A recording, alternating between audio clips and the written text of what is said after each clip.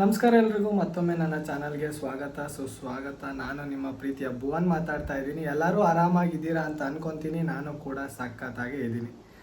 ಯಪ್ಪ engagement video ಹಾಕ್ತೀನಿ ಅಂತ ಅಂದ, ಎಲ್ಲಿ ಹೋದ, ಏನಾಯಿತು ಅಂತ ಅಂದ್ಬಿಟ್ಟು ಸಾಕಷ್ಟು ಜನಗಳಿಗೆ ಡೌಟ್ ಇದೆ ಆ್ಯಂಡ್ ಕಮೆಂಟ್ ಕೂಡ ಮಾಡ್ತಾ ಇದ್ರಿ. ಸೊ ಅದಕ್ಕೆಲ್ಲ ಒಂದು ಎಕ್ಸ್ಪ್ಲನೇಷನ್ ಕೊಡಬೇಕಲ್ವ, ಯಾಕೆ ಹಾಕಿಲ್ಲ ಅಂತ ಅಂದ್ಬಿಟ್ಟು ಎಲ್ಲ ಕಡೆನೂ ಹೇಳ್ಬಿಟ್ಟಿದ್ದೆ ಹಾಕ್ಬಿಡ್ತೀನಿ ಅಂತ ಅಂದ್ಬಿಟ್ಟು.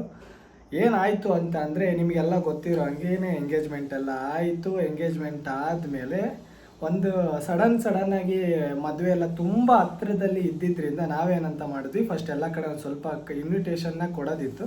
ಸೊ ಎಲ್ಲ ಫಸ್ಟು ದೂರ ಇರೋ ಊರುಗಳಿಗೆಲ್ಲ ಕೊಟ್ಕೊಂಡು ಆಮೇಲೆ ಬರೋಣ ಅಂತ ಅಂದ್ಕೊಂಡ್ವಿ. ದೂರ ಇರೋದು ಅಂತಂದರೆ ಇನ್ನೇನು ಫಸ್ಟ್ ಎಲ್ಲ ದರ್ಶು ಹೋಗಿ ಊರ ಕಡೆ ಎಲ್ಲ ಕೊಟ್ಕೊಂಡು ಬಂದ. ನೆಕ್ಸ್ಟ್ ಕಾರ್ಡ್ ಕೊಡಬೇಕಾಗಿದ್ದು ಬ್ಯಾಂಗ್ಳೂರಲ್ಲಿ. ಸೊ ಬ್ಯಾಂಗ್ಳೂರಿಗೆ ಹೋದಾಗ ಇನ್ನೇನು ಎಲ್ಲ ಅಕ್ಕಂದಿರ ಮನೆಗೂ ಹೋಗಬೇಕಾಗಿತ್ತು. ಸೊ ಎಲ್ಲ ಅಕ್ಕಂದಿರ ಮನೆಗೂ ಒಟ್ಟಿಗೆ ಕಾರ್ಡ್ ಕೊಡೋಣ ಅಂತ ಹೋದ್ವಿ. ಸೊ ಹಂಗೇನೆ ನನಗೂ ವಿಡಿಯೋ ಆಗುತ್ತೆ ಅಂತ ಅಂದ್ಬಿಟ್ಟು, ನೀವು ನೋಡಿರ್ಬೋದು ನಿಖಿತಕ್ಕ ವ್ಲಾಗಲ್ಲೂ ಅಷ್ಟೇ, ಇಲ್ಲ ಚಾಂದಿನಿ ಅಕ್ಕನ ವ್ಲಾಗಲ್ಲೂ ಅಷ್ಟೇ. ಸೊ ಇಬ್ಬರು ಮನೆಗೂ ಹೋಗಿ ಎಲ್ಲರ ಮನೇಲೂ ಕೊಟ್ಟು ಕಾರ್ಡ್ನ. ಸೊ ಅಲ್ಲೆಲ್ಲ ವೀಡಿಯೋ ಮಾಡಿ ಎಲ್ಲ ಒಟ್ಟಿಗೆ ಇತ್ತು. ಆ್ಯಂಡ್ ಎಂಗೇಜ್ಮೆಂಟ್ ಕೂಡ ವೀಡಿಯೋ ಕೂಡ ಆಲ್ಮೋಸ್ಟ್ ಎಲ್ಲ ರೆಡಿಯಾಗೇ ಇತ್ತು. ಏನಾಗ್ಬಿಡ್ತು ಅಂತಂದರೆ ಅಲ್ಲಿ ಮದುವೆ ಎಲ್ಲ ಮುಗಿಸ್ಕೊಂಡ್ಬಂದು ಒಂದು ಮದುವೆ ಫಂಕ್ಷನಿಗೆ ಹೋಗಿದ್ವಲ್ಲ. ಸೊ ಆ ಮದುವೆ ಫಂಕ್ಷನ್ನು ಮುಗಿಸ್ಕೊಂಡು ವಾಪಸ್ ಮನೆಗೆ ಬಂದು ಬೆಳಗ್ಗೆ ಟ್ರೈನಿಗೆ ಹೊರಟಿದ್ವಿ. ಹೊರಡ್ತಾ ಇರ್ಬೇಕಾದ್ರೆ ಏನಾಯಿತು, ಅಕ್ಕಂಗೆ ಹೇಳಿದ್ದೆ, ಅಕ್ಕ ನಾನು ಇವತ್ತು ಹಾಕ್ತೀನಿ, ಇದು ಮಾಡಿಬಿಡು ಅಂತ ಹೇಳಿದ್ದೆ. ಸೊ ಅಕ್ಕನೂ ಸರಿ ಇಬ್ಬರು ಇದು ಮಾಡೋಣ ಅಂತ ಹೇಳಿದರು. ಅವಾಗೇನಾಯಿತು, ಹಾಕ್ತಾ ಇದೆಯಕ್ಕೆ ಅಂತ ಅಂದ್ಬಿಟ್ಟು ಇನ್ನೊಂದು ಸ್ವಲ್ಪ ವಾಯ್ಸ್ ಓವರ್ ಕೊಡಬೇಕಿತ್ತು.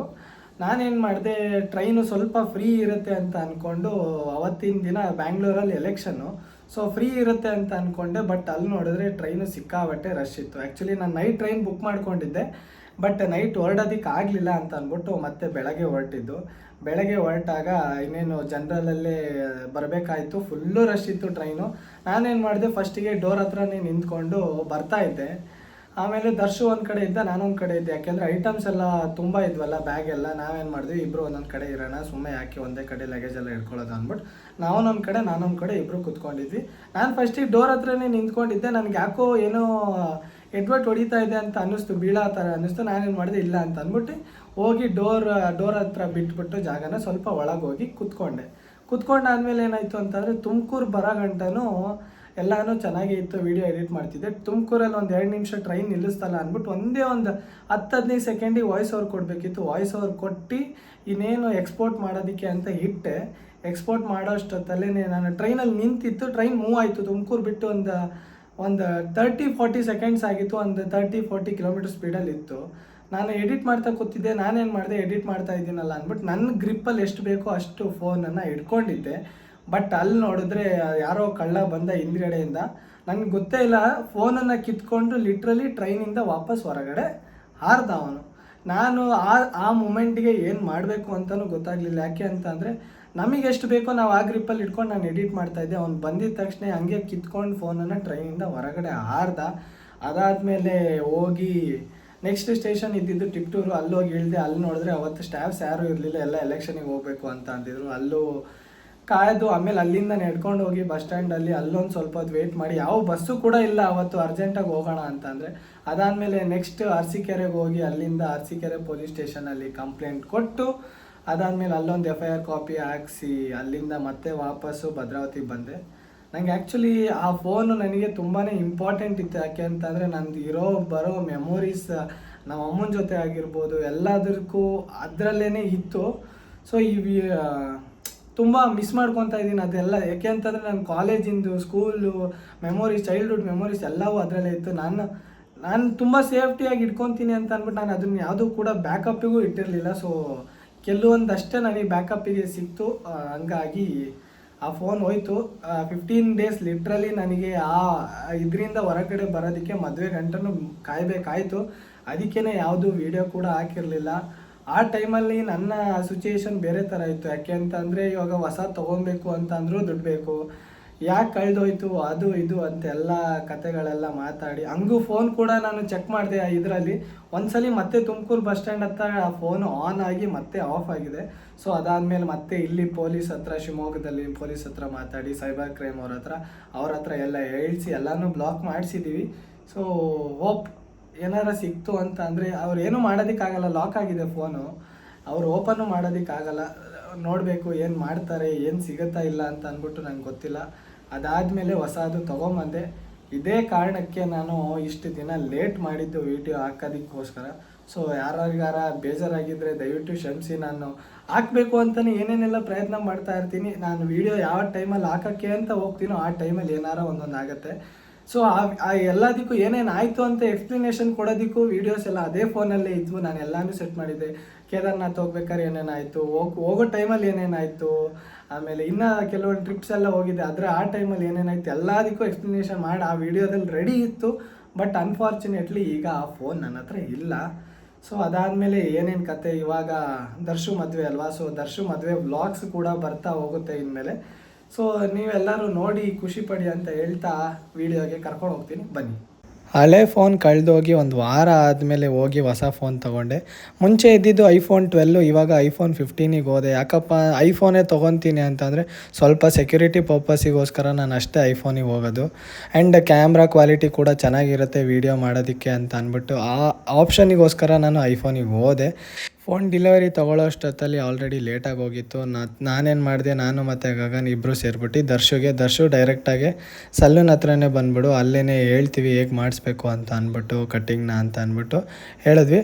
ಯಾಕೆ ಅಂತಂದರೆ ಇನ್ನು ಉಳಿದಿದ್ದಿದ್ದೆ ಇನ್ನು 2-3 ದಿನ. ಸೊ ಆಮೇಲೆ ದರ್ಶುಗೆ ಒಂದು ಫೈನಲಾಗಿ ತುಂಬ ಡೀಸೆಂಟಾಗಿರೋ ಥರನೇ ಒಂದು ಕಟ್ಟಿಂಗ್ ಮಾಡಿ ಅಂತ ಹೇಳಿಬಿಟ್ಟು ಅವ್ರಿಗೂ ಸೊ ಹೇಳಿದ್ವಿ ಫಸ್ಟಿಗೆ ಯಾವ ಥರ ಮಾಡಬೇಕು ಅಂತ ಅಂದ್ಬಿಟ್ಟು. ಅದಾದಮೇಲೆ ಅವ್ನ ಪಾಡಿಗೆ ಅವ್ನು ಆರಾಮಾಗಿ ಕೂತಿದ್ದ. ಲೈಕ್ ಅಂದರೆ ಅವ್ನು ಏನೇ ಮಾಡ್ತೀನಿ ಅಂತಂದ್ರೂ ನೀವಿಬ್ಬರು ಹೇಳ್ರಿ, ನಾನು ಹಂಗೆ ಮಾಡಿಸ್ಕೊತೀನಿ, ತಲೆ ಕೆಡಿಸ್ಕೊಂಬೇಡ್ರಿ, ಚೆನ್ನಾಗಿಲ್ಲ ಅಂದರೂ ಪರವಾಗಿಲ್ಲ, ನೀವು ಹೆಂಗೆ ಹೇಳ್ತೀರೋ ಹಂಗೇ ಮಾಡಿಸ್ತೀವಿ ಅಂತಿದ್ದ. ಆಮೇಲೆ ಗಗನ್ ಇದ್ದವನು ಸ್ವಲ್ಪ ಕಾಮಿಡಿ ಮಾಡ್ತಾಯಿದ್ದ, ಅದನ್ನೆಲ್ಲ ಕಟ್ಟಿಂಗ್ನೆಲ್ಲ ತೋರಿಸ್ಬಿಟ್ಟು ಈ ಥರ ಮಾಡ್ಸೋಣ ದರ್ಶು ಅಂತ ಅಂದ್ಬಿಟ್ಟು. ಆಮೇಲೆ ಫೈನಲಾಗಿ ಒಂದು ಕಟ್ಟಿಂಗ್ ಅಂತ ಹೇಳಿದ್ವಲ್ಲ, ಸೊ ಅದೇ ಥರನೇ ಕಟ್ಟಿಂಗ್ ಮಾಡೋದಕ್ಕೆ ಹೇಳಿದ್ವಿ. ಅವರು ಕೂಡ ಸ್ಟಾರ್ಟ್ ಮಾಡಿದ್ರು.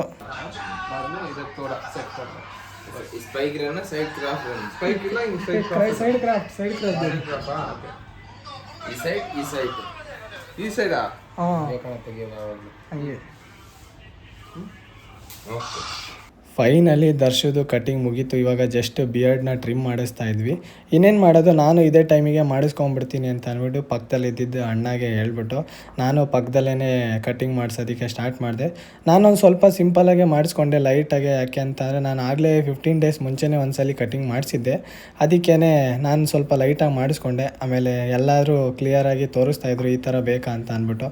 ನಾನಿದ್ದೊಂದು ಹಿಂದ್ಗಡೆ ಇನ್ನೊಂದು ಸ್ವಲ್ಪ ತೆಗೀರಿ ಶಾರ್ಟ್ನ, ಆಮೇಲೆ ಬಿಯರ್ಡ್ ಬೇರೆ ಇನ್ನೂ ಟ್ರಿಮ್ ಮಾಡಿಸ್ಬೇಕಿತ್ತಲ್ಲ, ಸೊ ಅದಕ್ಕೆ ಅವೆರಡೂ ಮಾಡಿಸಿದ್ರೆ ಕರೆಕ್ಟಾಗಿ ಕೂರುತ್ತೆ ಅಂತ ಹೇಳಿದ್ವಿ.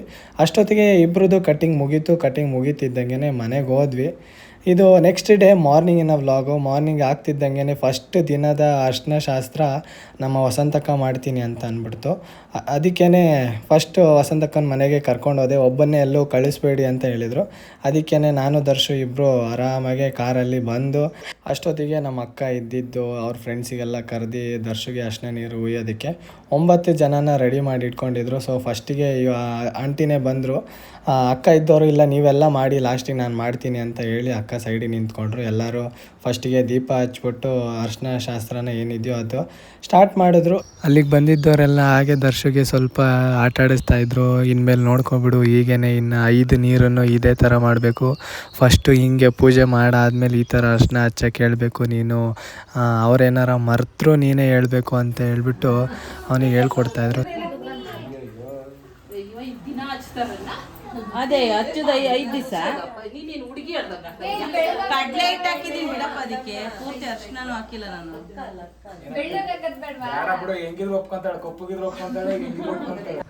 ಹಾಗೆ ದರ್ಶು ಎಲ್ಲ ತಮಾಷೆ ಮಾಡಿಕೊಂಡು ಅಲ್ಲಿರೋರ ಜೊತೆ ಎಲ್ಲ ಮಾತಾಡ್ಕೊಂಡು ಹಂಗೆ ಇದ್ದರು.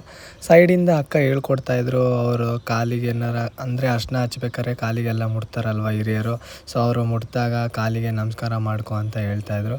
ದರ್ಶು ಆಯಿತು ತಡಿ ಎಲ್ಲನೂ ಮುಗಿಸಿ ಲಾಸ್ಟಿಗೆ ಮಾಡ್ತೀನಿ ಅಂತ ಅಂದ. ಆಮೇಲೆ ಇನ್ನೇನು ಮುಗಿತಾ ಬಂತು. ಅಂದರೆ ಫುಲ್ಲು ಹೇಗೆ ಮಾಡೋದು ಒಬ್ಬರು ಅಂತ ಅಂದ್ಬಿಟ್ಟು ನಾನು ಅಷ್ಟೇ ಹಾಕಿದ್ದೀನಿ. ಇನ್ನೆಲ್ಲರದು ಹಂಗೆ ಶಾರ್ಟ್ ಕ್ಲಿಪ್ಪಿಂಗ್ಸ್ನ ಹಾಕ್ತಾ ಹೋಗ್ತೀನಿ. ದರ್ಶು ಲಾಸ್ಟಿಗೆ ಕಾಲಿಗೆ ಬೀಳಕ್ಕೆ ಹೋದಾಗ ಕಾಲಿಗೆಲ್ಲ ಬೀಳ್ಬೇಡಪ್ಪ, ಕೈ ಮುಟ್ಟು ಸಾಕು ಎಲ್ಲರದು ಅಂತ ಹೇಳ್ತಾಯಿದ್ರು.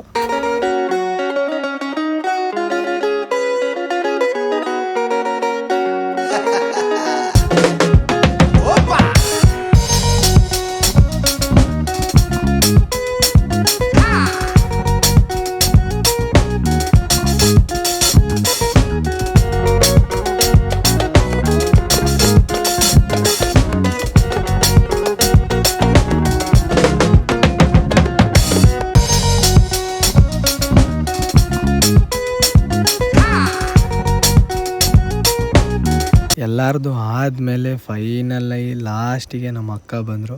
ಫಸ್ಟಿಗೆ ಬಂದು ಏನೇನು ಅದೆಲ್ಲ ಪೂಜೆ ಇದೆಯೋ ಗಂಡಿಗೆ ಹೆಣ್ಣಿಗೆ ಅವರಿಬ್ರಿಗೂ ಅರ್ಶಿನ ತೊಗೊಂಡು ಫುಲ್ಲು ಅವ್ನ ಮುಖದ ಫುಲ್ಲು ಒಳ್ಳೆ ಫೇಶಿಯಲ್ ಮಾಡೋ ಥರ ಮಾಡ್ತಾಯಿದ್ರು. ಯಾಕಪ್ಪ ಅಂತ ಅಂದರೆ ನಮ್ಮ ಮನೆಯಲ್ಲಿ ಇಷ್ಟು ದಿನ ಹೆಣ್ಮಕ್ಳನ್ನ ಬೇರೆ ಕಡೆ ಕೊಟ್ಟು ಅವ್ರ ಮದುವೆ ಮಾಡೋದೇ ನಾವು ನೋಡ್ತಾ ಇದ್ವಿ. ಈಗ ನಮ್ಮ ಮನೆ ಮಕ್ಕಳು ಅಂತಾರೆ ಗಂಡು ಮಕ್ಳದು ಮದುವೆಗಳು ಸ್ಟಾರ್ಟ್ ಆಗ್ತಾ ಇದ್ದಾವಲ್ಲ, ಸೊ ಅದರಿಂದ ದರ್ಶದೇ ಫಸ್ಟ್ ಮದುವೆ ಆಗಿರೋದ್ರಿಂದ ಸ್ವಲ್ಪ ಸಂಭ್ರಮ ಸಡಗರ ಜಾಸ್ತಿನೇ ಇತ್ತು. ಅದಾಗ್ತಿದ್ದಂಗೆ ಎಲ್ಲರದು ಅರ್ಶಿನ ಶಾಸ್ತ್ರ ಮುಗೀತು. ಅವನಿದ್ದವನು ಫುಲ್ ಆರಾಮಾಗಿ ರೆಸ್ಟ್ ಮಾಡ್ತಾಯಿದ್ದ. ಇನ್ನೇನು ಈಗ ಸ್ನಾನಕ್ಕೆ ಹೋಗಬೇಕು ಅಂತ ಅಂದ್ಬಿಟ್ಟು ಫಸ್ಟ್ ಇದ್ದವರು ಅಕ್ಕನೇ ನಾನೇ ಹೋಗ್ಬಿಟ್ಟು ಅವನನ್ನು ನೀರು ಹಾಕ್ಬಿಟ್ಟು ಬರ್ತೀನಿ ಅರ್ಶಿನ ನೀರು ಅಂತ ಹೇಳ್ಬಿಟ್ಟು ಅವ್ರು ಹಾಕಿ ಬಂದರು. ಅವ್ರು ಹಾಕಿ ಬರ್ತಿದ್ದಂಗೆ ಎಲ್ಲರೂ ಕೈ ಫುಲ್ಲು ಅಕ್ಕಿನ ಹಿಡ್ಕೊಂಡು ಅದೇನೋ ಹೇಳ್ತಾರೆ ಶೋಭಾನೆ ಅಂತ ಆ ಥರ ಏನೋ ಮಾಡ್ತಾಯಿದ್ರು. ನಮಗೂ ಎಲ್ಲ ನೋಡಿರಲಿಲ್ಲ, ಅಂದರೆ ಅಕ್ಕನ ಮದುವೆಗಳಲ್ಲಿ ನೋಡಿದ್ವಿ, ಆದರೆ ಪ್ರಾಪರಾಗಿ ಏನಕ್ಕೆ ಅಂತ ಅಂದ್ಬಿಟ್ಟು ನಮಗೂ ಗೊತ್ತಿರಲಿಲ್ಲ. ಸೊ ಎಲ್ಲರೂ ಅದನ್ನು ಮಾಡ್ತಾಯಿದ್ರು.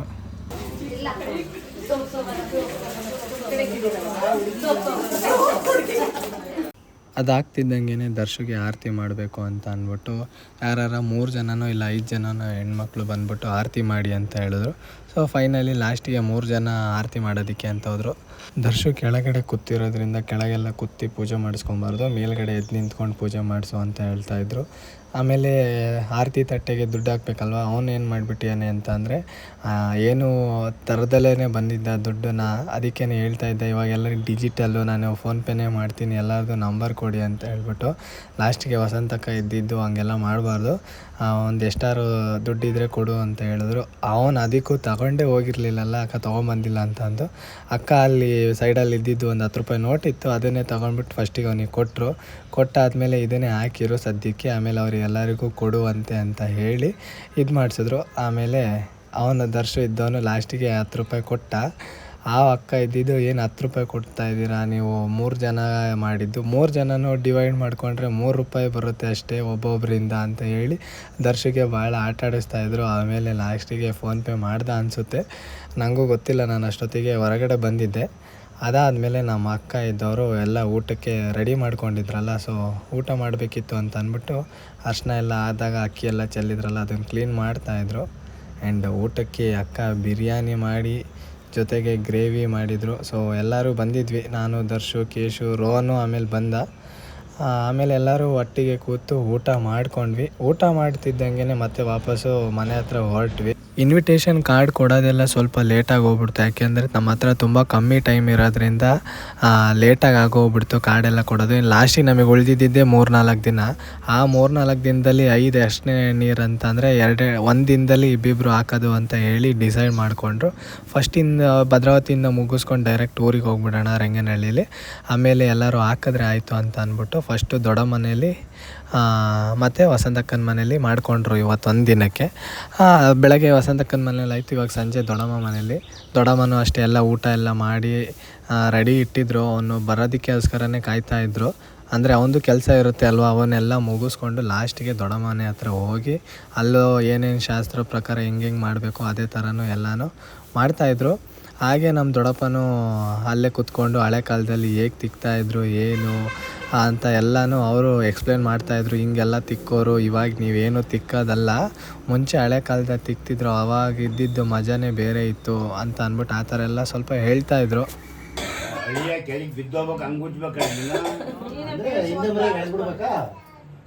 ಹಳೆ ಕಾಲದಲ್ಲಿ ಊಚಿತ್ತರು ನೀನು ಹಂಗೆಲ್ಲ ಅಳ್ಳಾಡೋಗ್ಬಿಡೋಣ ಬಂದು ಅಯ್ಯೋ ಅದ್ ನೀವು ಅಷ್ಟ್ರಲ್ಲಿ ಅವರು ಉಳ್ಳಾಡಿ ಸೋಬರ ಮೋದಿ ಹಿಡ್ಕೊಂಡು ಈ ಕೈಯ ಹಿಡ್ಕೊಂಡ್ಬಿಟ್ಟು ಹಿಂಗೆ ಹಿಡ್ಕೊಂಡು ಎಳ್ದ ಹಂಗೆ ಅಳ್ಳಾಡೋಗ್ಬಿಡೋಣ.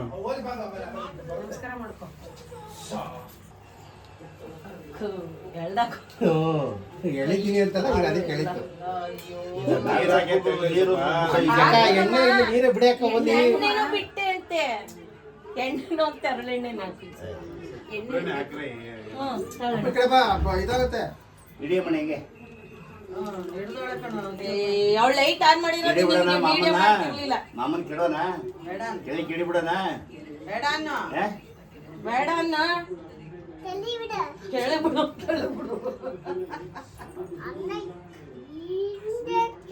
ಹಿಂಗೆ ತಳ್ಳಿ ಬಿಡು ಬಿತ್ತು.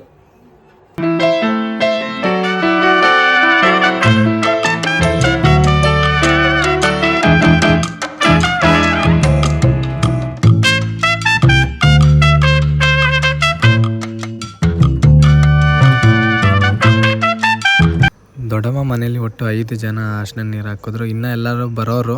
ಯಾಕಪ್ಪ ಅಂತಂದರೆ ಮದುವೆ ರಂಗನಹಳ್ಳಿಲೇ ಇರೋದ್ರಿಂದ ಸೊ ಅಲ್ಲಿ ಮನೆ ಹತ್ರನೂ ಸ್ವಲ್ಪ ಕೆಲಸಗಳಿದ್ದಾವೆ. ಅದಕ್ಕೇ ಎಲ್ಲರಿಗೂ ಅಲ್ಲೇ ಇರಿ, ನಾವಿಲ್ಲಿ ಏನಿದೆಯೋ ನಾವು ಅದನ್ನು ಮುಗಿಸ್ಕೊಂಡು ನಾವು ನಾಳೆ ಅಲ್ಲಿಗೆ ಒಟ್ಟಿಗೆ ಬರ್ತೀವಿ ಅಂತ ಹೇಳಿ ಅವ್ರನ್ನ ಯಾರನ್ನೂ ಕರೆಸ್ಲಿಲ್ಲ. ಹಂಗಾಗಿ ಇಲ್ಲಿ 5 ಜನ ಆಯಿತು. ಆಮೇಲೆ ನಮ್ಮ ಪೂನು ಇದ್ದವಳು ಇಲ್ಲ ನಾನು ಹಚ್ಚುತ್ತೀನಿ ಅಂತ ಹೇಳ್ಬಿಟ್ಟು ಅವಳು ಸ್ವಲ್ಪ ಹೊತ್ತು ಹಚ್ಚಕ್ಕೆ ಅರ್ಶಿನ ಎಲ್ಲ ಆಟ ಆಡಿದ್ಲು. ಅದಾದಮೇಲೆ ದರ್ಶುಗೆ ಸ್ನಾನಕ್ಕೆ ಕರ್ಕೊಂಡು ಹೋಗ್ಬೇಕು ಅಂತ ಅಂದರೆ ನನಗನ್ಸೋ ಪ್ರಕಾರ ಮಾವನ ಯಾರೋ ಎತ್ಕೊಂಡು ಹೋಗಬೇಕು. ಆದರೆ ಇವಾಗ ಅಲ್ಲಿ ಅವ್ರು ಯಾರೂ ಇಲ್ಲದೆ ಇರೋ ಕಾರಣದಿಂದ ಅವನಿಗೆ ನೆಲಕ್ಕೆ ತಾಕಿಸ್ಬಾರ್ದು ಅಂತ ಅಂದ್ಬಿಟ್ಟು ಮನೆ ಮೇಲೆ ನಡೆಸ್ಕೊಂಡು ಹೋಗ್ತಾಯಿದ್ವಿ. ಸೊ ಫ್ರೆಶ್ ಅಪ್ ಆಗಿ ಬಂದಮೇಲೆ ಸೇಮ್ ಅಲ್ಲಿ ಹೆಂಗೆ ಮಾಡಿದ್ರು ಅಕ್ಕನ ಮನೇಲಿ ಅದೇ ಥರನೇ ಇಲ್ಲೂ ಕೂಡ ಮಾಡಿದ್ರು. ನೆಕ್ಸ್ಟ್ ಏನಪ್ಪ ಆಯಿತು ಅಂತ ಅಂದರೆ ಇವಾಗ ನಮ್ಮ ದರ್ಶು ಫುಲ್ಲು ಪ್ರಿಪೇರಾಗಿ ಬಂದ್ಬಿಟ್ಟಿದ್ದ. ಅಂತ ಅಂದರೆ ಆರತಿ ಎತ್ತುತ್ತಾರೆ, ಆರತಿ ಎತ್ತಿದಾಗ ಏನು ಮಾಡಬೇಕು ಅಂತ ಅಂದ್ಬಿಟ್ಟು ಇವಾಗ ಎಕ್ಸ್ಪೀರಿಯೆನ್ಸ್ ಆಗಿಬಿಡ್ತಲ್ಲ ಒಂದ್ಸಲಿ ಮಾಡಿಸ್ಕೊಂಡಾದ್ಮೇಲೆ. ಅದಕ್ಕೇ ಇವಾಗ ಆರತಿಗೆ ತಟ್ಟೆಗೆ ದುಡ್ಡನ್ನೆಲ್ಲ ಜೋಬಲ್ಲೇ ಇಟ್ಕೊಂಡು ಚೈನ್ ಸಮೇತ ತೊಗೊಂಬಂದಿದ್ದ. ನೆಕ್ಸ್ಟ್ ಡೇ ಎಲ್ಲರೂ ರಂಗನಹಳ್ಳಿಗೆ ಹೋದ್ವಿ. ನನಗೆ ತುಂಬ ಕೆಲಸಗಳಿರೋದ್ರಿಂದ ಏನೋ ವೀಡಿಯೋ ಮಾಡ್ಕೊಳ್ಳೋದಕ್ಕಾಗಲಿಲ್ಲ. ಸೊ ದರ್ಶು ಆಶಕ್ಕ ನೀರು ಹಾಕ್ತೀನಿ ಅಂತಂದರು. ಅಷ್ಟೊತ್ತಿಗೆ ಅಕ್ಕ ಚಾಂದಿ ಎಲ್ಲರೂ ಊರಿಂದ ವಾಪಸ್ ಬಂದಿದ್ದರು. ಸೊ ಅವ್ರ ಜೊತೆ ಮಾತಾಡ್ಕೊಂಡು ಹಾಗೆ ಅಷ್ಟೇ ನೀರು ಹಾಕೋಕ್ಕೆ ಎಲ್ಲ ರೆಡಿ ಮಾಡ್ಕೊತಾಯಿದ್ರು.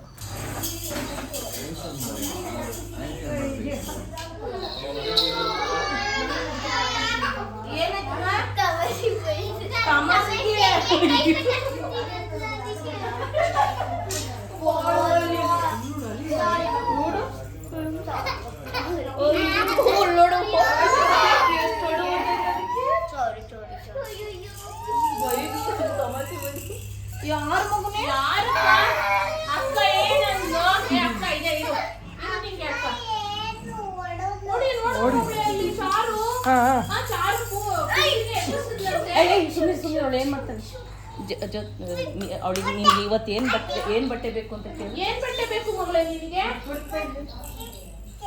ಪಂಚೆ ಶರ್ಟ್. ಅಲ್ಲದೆ ಹುಡುಗಿ ಆದ್ರೆ ಪಂಚೆ ಶರ್ಟ್ ಬೇಕು, ಹೋಗ್ಬೇಕು. ಇದಾಗಿತ್ತು ದರ್ಶನ್ ಅರ್ಶಿನ ಶಾಸ್ತ್ರದ ವಿಡಿಯೋ. ನಿಮಗೇನಾರ ಈ ವಿಡಿಯೋ ಇಷ್ಟ ಆಗಿದರೆ ಲೈಕ್ ಮಾಡಿ, ಶೇರ್ ಮಾಡಿ ಮತ್ತು ಸಬ್ಸ್ಕ್ರೈಬ್ ಮಾಡ್ಕೊಳ್ಳಿ. ಸೊ ನೆಕ್ಸ್ಟ್ ವಿಡಿಯೋ ಯಾವುದಪ್ಪ ಬರುತ್ತೆ ಅಂತ ಅಂದರೆ ನೆಕ್ಸ್ಟು ದರ್ಶುಗೆ ಚಪ್ರದ ಕೆಳಗೆ ಅರ್ಶಿನ ನೀರು ಎದ್ರ ಜೊತೆಗೆ ರಿಸೆಪ್ಷನ್ ವಿಡಿಯೋ ಬರುತ್ತೆ. So thank you for watching. Bye bye.